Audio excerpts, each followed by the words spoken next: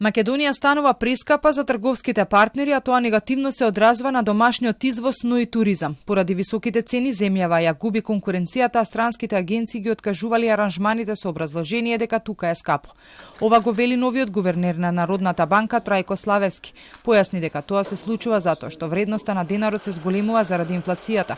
Смета дека треба да се работи на тоа домашниот извоз да ја врати својата конкурентност, како и со какви мерки ќе се делува не откри, но верува дека курсот на денарот и натаму ќе остане врзан за еврото. Ова значи дека ќе треба инфлацијата, стапката на инфлација да ја држиме во рамките на она во еврозоната, како што тоа успевавме изминатите 25 години. Значи тоа што имавме стабилен, фиксен девизен курс во изминатиот период, се должеше на една единствена причина што погледнете ги резултатите, односно податоците, нашата стапка на инфлација беше во рамките на она во еврозоната со која што е врзан денарот.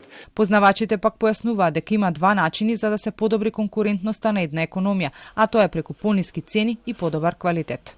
Пониска цена на извозот може да се постигне или преку девалвација на валутата, или преку намалување на платите, и двете би биле погубни за Македонија во овој момент. За девалвација мислам дека не треба да се зборува, тој термин треба да се избрише од македонскиот речник. Такаш единствениот начин за да се подобри конкурентноста на македонската економија, кој што јас го гледам, е преку подобрување на квалитетот, односно повисоки технологии, повеќе иновации. Јовановиќ смета дека Централната банка во моментов е во незгодна ситуација. Од една страна треба да ги намали каматите за да се развие економијата, но од друга инфлацијата е се уште висока.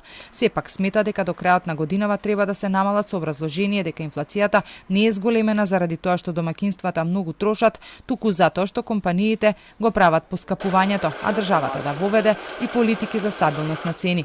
Трајко Славевски денеска даде свечена заклетва во собранието со 68 гласа за и 16 против. Тој вчера беше избран за нов гувернер на Народната банка. Славевски доаѓа на местото на Анита Ангеловска-Бежовска и е шестиот гувернер на Централната банка.